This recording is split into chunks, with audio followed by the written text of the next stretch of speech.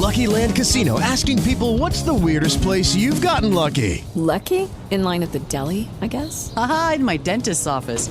More than once, actually. Do I have to say? Yes, you do. In the car before my kids' PTA meeting. Really? Yes. Excuse me, what's the weirdest place you've gotten lucky? I never win and tell. Well, there you have it. You can get lucky anywhere, playing at LuckyLandSlots.com. Play for free right now. Are you feeling lucky? No purchase necessary. Void where prohibited by law. 18 plus. Terms and conditions apply. See website for details. Hello, it is Ryan, and we could all use an extra bright spot in our day, couldn't we? Just to make up for things like sitting in traffic, doing the dishes, counting your steps, you know, all the mundane stuff. That is why I'm such a big fan of Chumba Casino. Chumba Casino has all your favorite social casino-style games that you can play for free anytime, anywhere with daily bonuses. That should brighten your day a little. Actually, a lot. So sign up now at ChumbaCasino.com. That's ChumbaCasino.com. No purchase necessary. VGW Group. Void where prohibited by law. See terms and conditions. 18 plus. From Hollywood, it's time now for...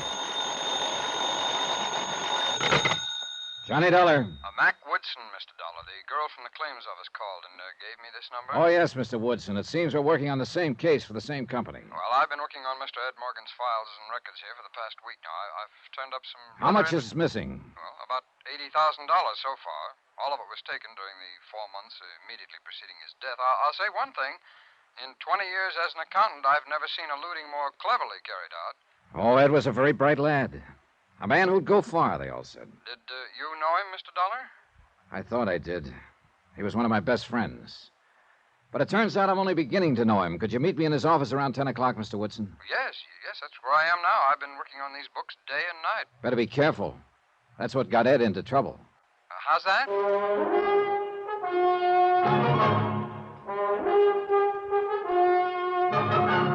Tonight and every weekday night, Bob Bailey and the transcribed adventures of the man with the action-packed expense account, America's fabulous freelance insurance investigator. Yours truly, Johnny Dollar.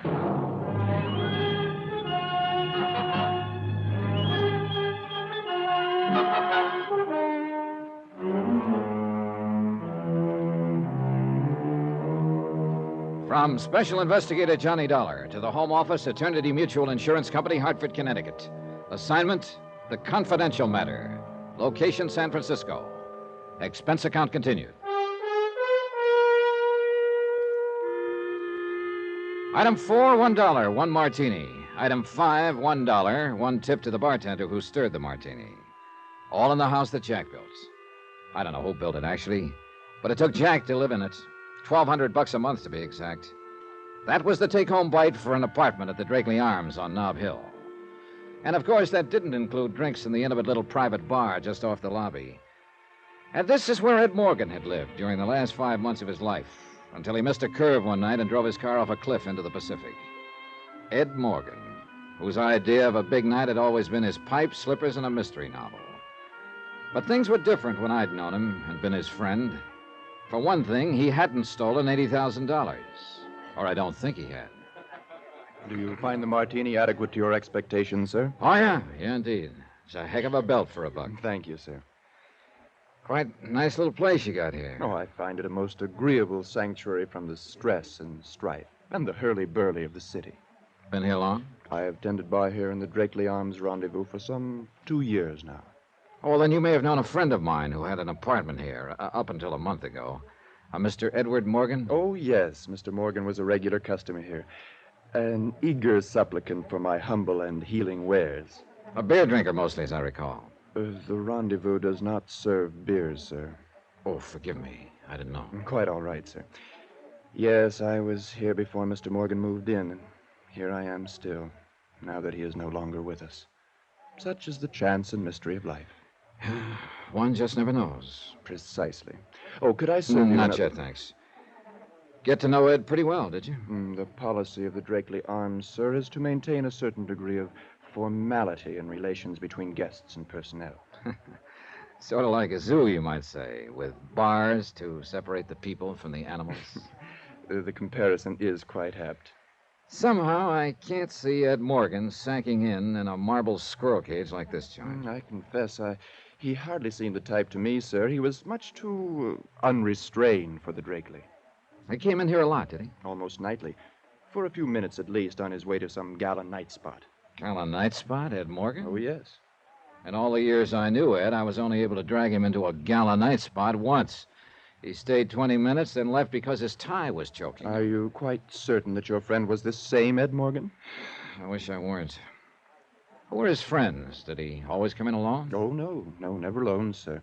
He and Nicky were inseparable. Nicky? Oh, I should say, of course, Mrs. Barrett. Oh, a young widow, as I remember. Lives here in the building. A lovely girl. Fascinating. And also unrestrained? Definitely. And Ed then was one of her friends. Oh, they were together every night, sir. An hour here in our little establishment, a few champagne cocktails, then out to dinner, dancing, the opera, ballet. Ed Morgan? Oh, quite. Life was just a mad whirl for those two. I gather your friend was something of a wealthy playboy. He was a claims adjuster for an insurance company. Then how could he possibly live in the fashion he did? If I told you, you'd flip. I beg your pardon? Tell me something. Was Ed in here on the night he was killed? Oh, yes. He left here about 9, as I recall. And a few hours later, he was dead. How did this Nicky take it? Pretty broken up, was she? She is a woman of very strong character. Oh, in other words, she didn't bat an eye. Well, I Look, wouldn't... that night Ed was killed. Did he leave here alone? No, sir. He was alone when he went off the cliff. Not when he left here, though. Nicky was with him.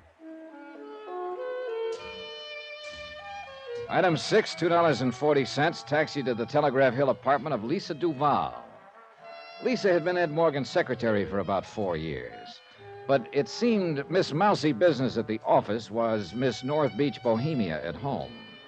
Italian slacks and halter, cushions on the floor, and naturally a view of the Bay Bridge from a corner window. We sat on the floor, naturally, and drank Chianti from a half-gallon jug, while a record player moaned agonizedly under the gouging of its needle. Bartok, I gathered, was now last year's kick. This was progressive jazz.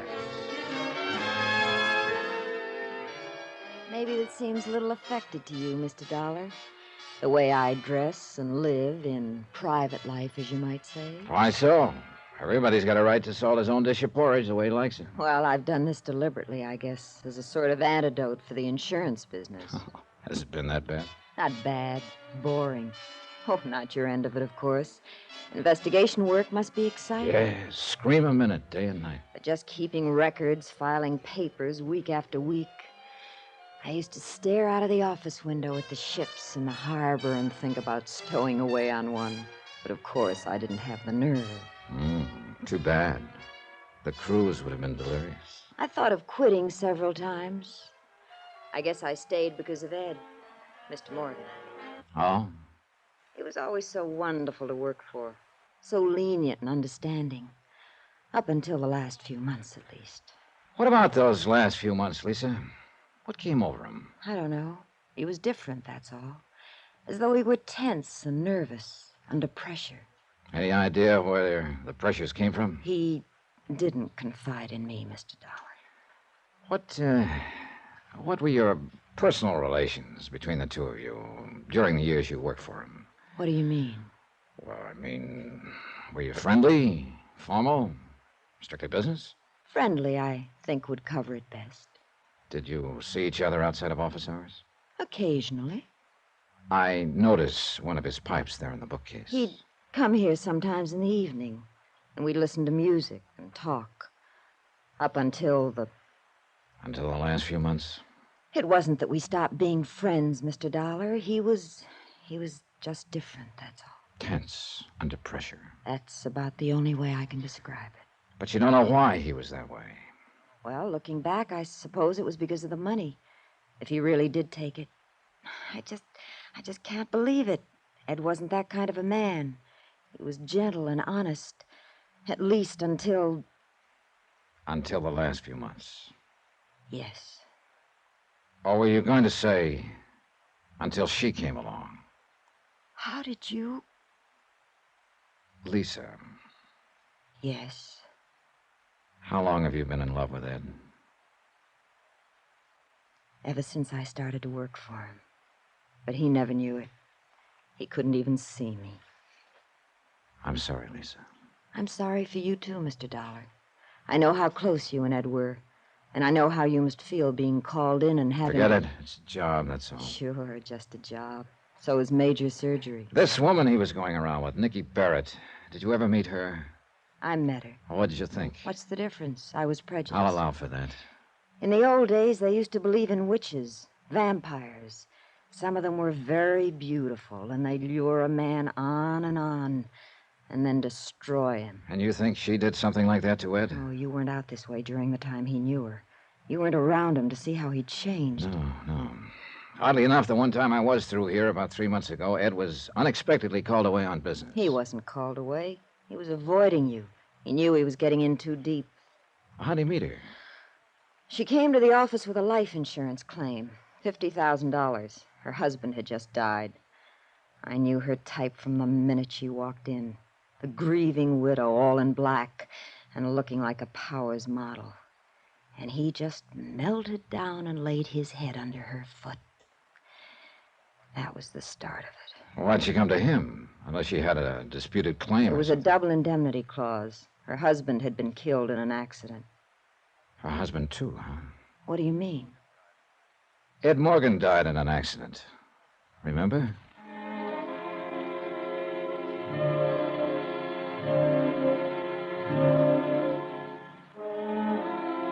Item 7, $1.15, taxi from Lisa's apartment to the Deckman building on Montgomery Street.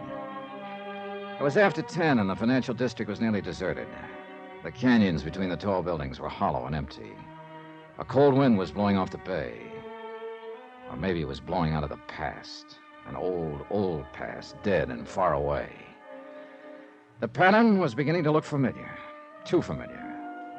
Lord, the woman gave me the forbidden apple to eat. Ed, too, it seemed. The same old whine, the same old dodge. And yet there was something not quite right about that pattern. The accountant runs into some funny ones, Mr. Dollar. This Morgan case here is one of them.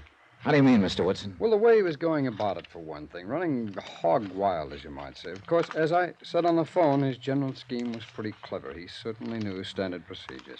Well, he'd been with the company a long time. Well, now, these payoff checks on claims, of course, they were sent out from Hartford in care of this office. So what Morgan did was open a disbursement account in the bank here, then sign and deposit the checks and draw out the money in cash chargeable to direct disbursement funds under his own name. Mr. Woodson. Now, of course, the canceled checks would return to Hartford, but since they were countersigned to disbursement, they wouldn't even be processed. Instead, they'd be returned to Morgan. So, you see, there'd be no evidence Look, in Hartford. Mr. Woodson, I'll accept the fact that Ed was clever. But what did you mean there was something funny in the way he was going about it? Well, he must have known it couldn't last. It was a good scheme for a short time, but it carried the seeds of its own destruction. In what way? Complaints. Some of these claims are 4 months old, and legitimate claims. Morgan couldn't stall these people off forever. Oh, I see. Only other embezzlement case I've worked on that was similar was a man who worked a quick swindle for a blackmail payoff. He knew he'd probably get caught, but he just had to take the chance. Yeah, you may have stumbled onto something, Mr. Woodson. Oh, is that so? You mean it ties in with that file folder you've been studying there? Oh, I don't know. It's an investigation report on an accidental death. Happened about a year ago. Ed Morgan handled the insurance claim and got to know the widow. He'd been running around with her for several months just before his death. I don't quite see the... Oh, of course. Mr. Morgan also died in an accident. Unless he was murdered.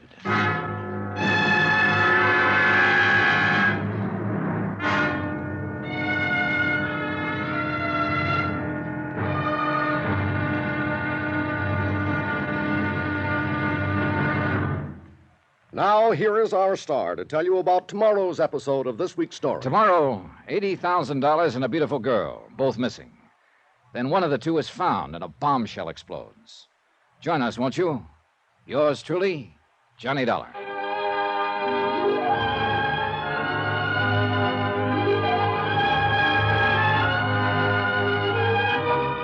Yours truly, Johnny Dollar, starring Bob Bailey, is transcribed in Hollywood.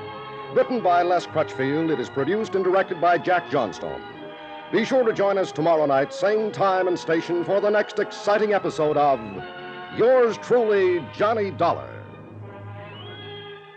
Hugh Brundage speaking.